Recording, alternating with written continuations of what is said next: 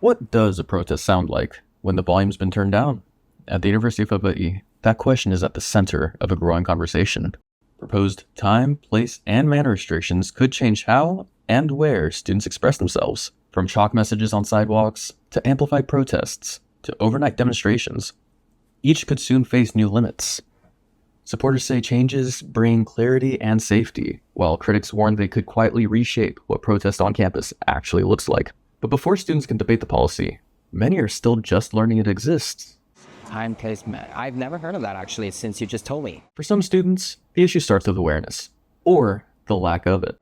It makes me feel a little discouraged. I think it's kind of like, why? Why now? That uncertainty quickly turns into concern. It makes me feel like they're trying to undermine voices without saying that directly, of course. And for Anchetta, the conversation goes beyond policy. Definitely I want to learn more about it because it seems like something that it can impact all of us, really. And I think we all need to be aware of that. Third-year political science student Yuta Vaknin says that the lack of awareness reflects a deeper issue. It makes me feel almost like I'm being boxed in, that I can't move around. He says he only learned about the proposal months after it had already been introduced. So that in and of itself tells how little people know about it, where if I think I'm one of the only people that knows about it and it came out months before I found out. And he worries about what it could mean moving forward.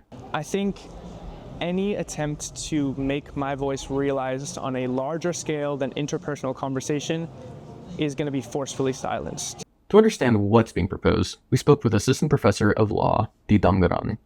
So the university proposed new restrictions to campus speech. Previously, they required speech to not be disruptive in the education process, not physically impede people passing by.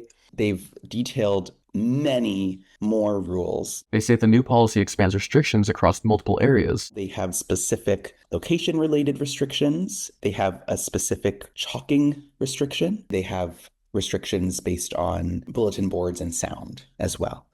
In legal terms, these are known as time, place, and manner restrictions. Time, place, manner restrictions limit where, when, and how speech occurs.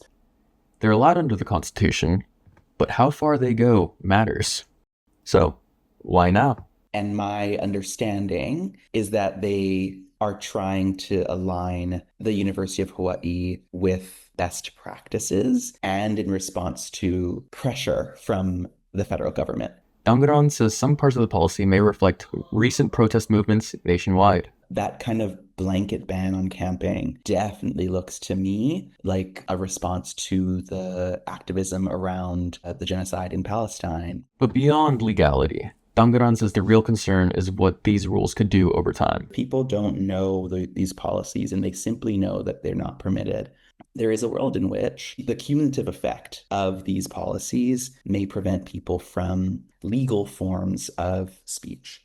Even if individual rules seem minor. What it actually may do is chill speech. And in this moment, they argue the stakes go beyond campus policy. If the university is positioning itself as antagonistic to protest and speech, then it's positioning itself in alignment with the fascist authoritarian regime instead of with students' rights. The university says the policy is still under review and has already been revised following feedback. But for many students, the conversation is just beginning. Because before anyone can take a position, they have to know the policy exists. And as that awareness grows, so does the larger question. Not just what these rules will say, but who gets to shape them. This has been Zane Castillo, Carah Williams, and Elyse Perez with the Mānoa Mirror.